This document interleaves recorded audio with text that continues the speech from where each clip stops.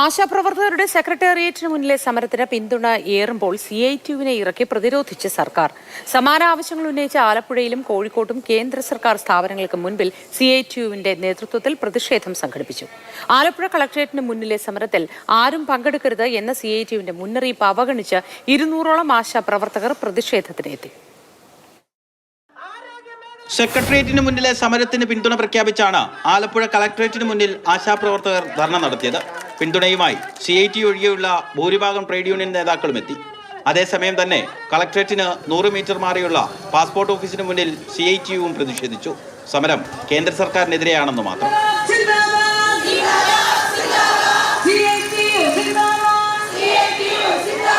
ഞങ്ങളൊരു പാഠം പഠിപ്പിക്കുമെന്നാണ് ചിലർ പ്രസംഗിപ്പിച്ചിരിക്കുന്നത്. എങ്ങനെ പാഠം പഠിപ്പിക്കുമെന്ന്? ഞങ്ങളുടെ കൂടെ ലക്ഷക്കണക്കിന് തൊഴിലാളിയാണുള്ളത്. അതൊരു സുപ്രഭാതത്തിൽ മുകളിൽ നിന്നിങ്ങനെ പൊട്ടി വീണതല്ല.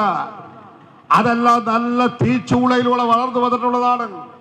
സമരങ്ങൾ ചെയ്ത് വളർത്തിയെടുത്തിട്ടുള്ളതാണ് CITUവിന്റെ ഈ കേരളത്തിന്റെ ശക്തി.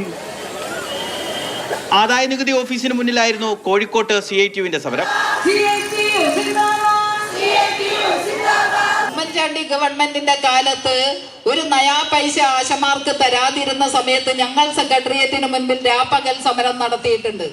ഈ ഭരണത്തെ അട്ടിമറിക്കാൻ ഏതെങ്കിലും തരത്തിലുള്ള ഇടപെടൽ നടത്താൻ പറ്റുമോ എന്ന് ചിന്തിക്കുകയും പ്രവർത്തിക്കുകയും ചെയ്തുകൊണ്ടിരിക്കുന്ന ഒരു സ്ഥിതിവിശേഷമാണ് അവിടെ കാണാൻ കഴിയുന്നത്.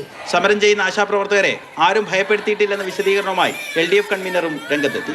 ഏതെങ്കിലും ഒരു മേഖലയിൽ ജോലി ചെയ്യുന്ന തൊഴിലാളികളെ അവരെ മോശമാവുക, അവരെ ഭീഷണിപ്പെടുത്തുക എന്ന നിലപാടൊന്നും CITU സ്വീകരിക്കുന്നില്ല.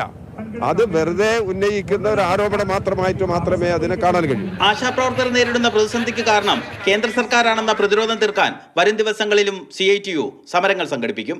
ഭൂരിഭാഗം ആശാപ്രവർത്തകരും സമരത്തിനൊപ്പമില്ല എന്നുള്ള രാഷ്ട്രീയ മറുപടിയാണ് ബദൽ സമരങ്ങളിലൂടെ CPM നൽകുന്നത്.